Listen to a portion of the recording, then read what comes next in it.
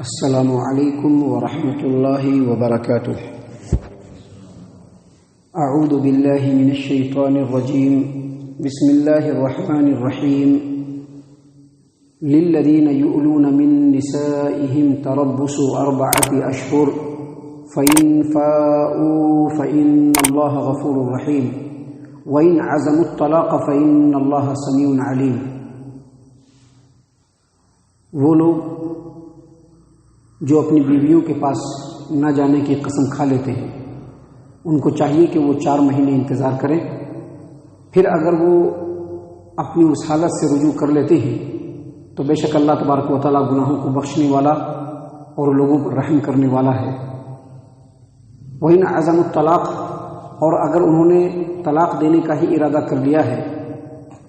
تو بے شک اللہ تبارک و تعالیٰ سننے والا جاننے والا ہے۔ محترم سامعین کرام، قرآن کریم کے اندر جو صورتیں ہیں ان صورتوں کی 2 قسمیں ہیں۔ ایک صورت جو ہے وہ مکی صورتیں ہیں، ایک قسم کی صورتیں مکی صورتیں ہیں، اور دوسرے قسم کی جو صورتیں ہیں وہ مدنی صورتیں ہیں۔ یاد رکھیے، مکی صورتوں اور مدنی صورتوں میں فرق یہ ہے کہ نبی اکرم صلی اللہ علیہ وسلم جو مکہ سے مدینہ ہجرت کر کے آئے، ہجرت کرنے سے پہلے جتنی بھی صورتیں، جتنی بھی آیتیں نازل ہوئی وہ سب کے سب مکی ہیں، چاہے وہ کہیں بھی نازل ہوئی ہوں۔ نبی صلی اللہ علیہ وسلم کے مکہ سے مدینہ ہجرت کرنے سے پہلے جتنی بھی صورتیں، جتنی بھی آیتیں نازل ہوئی ہیں وہ سب کے سب مکی ہیں، اور نبی صلی اللہ علیہ وسلم کے مکہ سے مدینہ ہجرت کر لینے کے بعد جتنی بھی صورتیں، جتنی بھی آیتیں نازل ہوئی ہیں وہ سب کے سب مدنی ہیں۔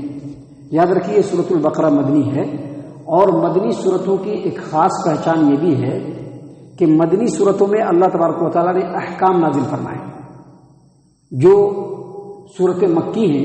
جو صورتیں مکہ کے اندر نازل ہوئی، جو صورتیں نبی اکرم صلی اللہ علیہ وسلم کے مکہ سے مدینہ ہجرت کرنے سے پہلے جو صورتیں اور آیتیں نازل ہوئی، ان آیتوں میں زیادہ تر عقیدے کے اوپر زور دیا گیا ہے، یعنی اللہ تبارک و تعالیٰ برحق ہے، اللہ تبارک و تعالیٰ کی توحید کو اختیار کیا جائے، اللہ تبارک و تعالیٰ کی توحید خالص میں کسی کو شریک نہ کیا جائے، محمد عربی صلی اللہ علیہ وسلم پکے سچے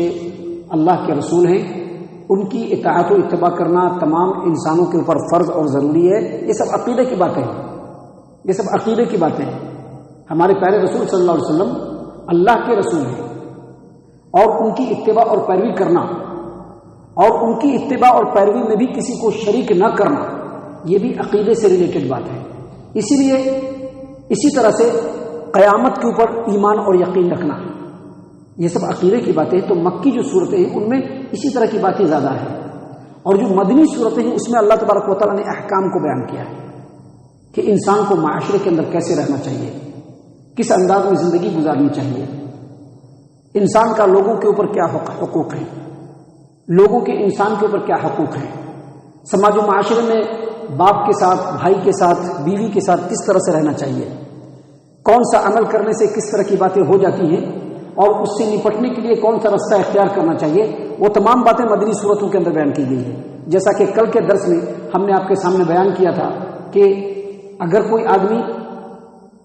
اس چیز کے لیے قسم کھا لے جو اس کی ملکیت میں نہیں ہے تو وہ قسم نہیں مانا جائے گا، یہ حکم ہے۔ ایک آدمی اگر اللہ تبارک و تعالیٰ کی نافرمانی میں قسم کھاتا ہے یا نظر مانتا ہے، اس قسم کا بھی کوئی اعتبار نہیں ہوا اور نظر کا بھی کوئی اعتبار نہیں ہوا، یہ بھی احکام میں سے ہے۔ اسی طرح سے آج کی جو 2 آیات ہیں جو ہم نے آپ کے سامنے بیان کی، سورۃ البقرہ سورہ نمبر 2 آیت نمبر 226 227، اس میں اللہ تبارک و تعالیٰ نے اسی طرح کا ایک حکم بیان کیا ہے۔ دیکھیے، اللہ تبارک و تعالیٰ نے فرمایا للذین یولون من نسائهم، وہ لوگ جو اپنی عورتوں کے پاس نہ آنے کی قسم کھا لیتے ہیں، تربص 4 اشہر، ان کو چاہیے کہ وہ 4 مہینے انتظار کریں۔ یہ جو قسم کھانا ہے نا، اس کے لیے جو شریعت کے اندر جو ٹیکنیکل ورڈ ہے وہ ایلا کا مطلب ہوتا ہے قسم کھانا، اور ایلا کرتے ہیں اپنی بیوی سے ہی، دوسروں سے نہیں کر سکتے ہیں، کیونکہ اللہ نے کیا فرمایا ہے، للذین یولون من نسائهم، جو اپنی بیوی سے ایلا کر لیتے ہیں، یعنی جو اپنی بیوی کے پاس نہ آنے کی قسم کھا لیتے ہیں۔ ایلا کا مطلب ہوتا ہے اپنی بیوی کے پاس اتنے مدت کے لیے ہم نہیں جائیں گے، یا ابھی ہم اپنی بیوی کے پاس ضرورت پوری کرنے کے لیے نہیں جائیں گے، اس کی قسم کھا لینا۔ تو مفسرین شارحین اور علماء کرام نے لکھا ہے کہ اگر کوئی آدمی اپنی بیوی کے ساتھ ایلا کر لیتا ہے، یعنی بیوی سے ضرورت پوری کرنے نہیں جائیں گے، اگر اس کی وہ قسم کھا لیتا ہے تو اس کی مدت زیادہ سے زیادہ 4 مہینے ہوں گی، یا 4 مہینے سے زیادہ، یا 4 مہینے سے کم ہوں گی۔ اگر 4 مہینے سے کم ہے، اگر کسی نے قسم کھایا کہ ہم 1 مہینے تک اپنی بیوی کے پاس نہیں جائیں گے ضرورت پوری کرنے کے لیے، اگر وہ مدت 4 مہینے سے کم ہے تو اس کو چاہیے کہ وہ مدت پوری کرے، درمیان میں وہ اپنے اس قسم کو نہ توڑے، مدت کو پوری کر لے اور پورا کرنے کے بعد اپنی بیوی کے پاس جا کر کے ضرورت پوری کرے۔ اور جو بیوی ہے اس کو بھی صبر کرنا چاہیے اور اپنے شوہر سے مطالبہ نہیں کرنا چاہیے۔ اس سلسلے میں اللہ کے رسول صلی اللہ علیہ وسلم کی حدیث ہے، صحیح البخاری کی روایت ہے، کتاب المظالم حدیث نمبر 2468، اور صحیح مسلم کتاب الصیام باب الشہر یکون 29۔ ام المومنین عائشہ رضی اللہ عنہا روایت کرتی ہیں کہ ایک مرتبہ نبی صلی اللہ علیہ وسلم نے اپنی بیویوں کے پاس 1 مہینہ نہ جانے کی قسم کھا لی، 1 مہینہ کہ ہم نہیں جائیں گے، اور جب 29 دن ہو گیا، 29 ڈیز ہو گئے، تو آپ صلی اللہ علیہ وسلم اپنی بیویوں کے پاس آئے اور آ کر کے کہا کہ مہینہ 29 دن کا بھی ہوتا ہے، مہینہ 29 دن کا بھی ہوتا ہے۔ دیکھیے اس سے کیا پتہ چلا، کم مدت ہے، اگر مدت کم ہے تو صبر کرنا چاہیے، جو قسم کھایا ہے اس کو پورا کر کے اس مدت میں چلے جانا چاہیے۔ لیکن اگر 4 مہینہ ہو یا 4 مہینے سے زائد ہو تو اس وقت بیوی کو یہ حق حاصل ہے کہ وہ اپنے شوہر سے مطالبہ کرے، ڈیمانڈ کرے کہ جو تم نے قسم کھایا ہے اس قسم کو توڑو، میرے پاس آؤ، اور نہیں تو اس کو طلاق دو، اور حاکم وقت بھی اس آدمی سے اسی بات کا مطالبہ کرے گا۔ اسی بات کو اللہ تبارک و تعالیٰ نے یہاں پر بیان فرمایا ہے، للذین یولون من نسائہم تربص 4 اشہر، وہ لوگ جو اپنی بیویوں کے پاس نہ جانے کی قسم کھا لیتے ہیں ان کو چاہیے کہ وہ 4 مہینے انتظار کریں، 4 مہینے، اور اس کے بعد اللہ تبارک و تعالیٰ نے کیا فرمایا، فَإِنْ فَاؤُوا، اب ڈیمانڈ کیا کہ بھائی آپ کو لوٹنا پڑے گا، آپ کو 4 مہینے نہیں رک سکتے ہیں، تو اگر وہ پہلی والی حالت پہ لوٹ جاتا ہے، یعنی جیسے پہلے اپنی بیوی کے ساتھ رہتا سہتا تھا ویسے اگر وہ پھر سے رجوع کر لیتا ہے